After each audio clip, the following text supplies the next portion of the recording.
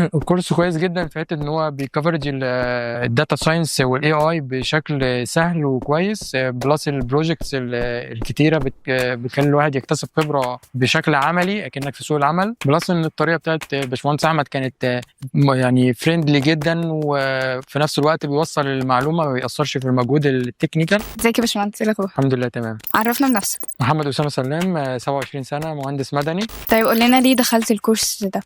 لأن أنا من وأنا صغير أنا مهتم بالتكنولوجيا عامة والتطور اللي بيحصل فيها، ونقلتي للجامعة كانت إن أنا أكتسب خبرة جديدة غير المجال اللي أنا بحبه، لأن أنا أوريدي بطور نفسي دايما فيه. فحبيت أتعمق أكتر في الداتا ساينس والاي اي والتكنولوجيا عامة. فحبيت إن أنا آخد كورس متخصص بشكل أفضل يعني عشان أبقى أكون مور بروفيشنال يعني. طب ايه رأيك في الكورس لحد النهارده؟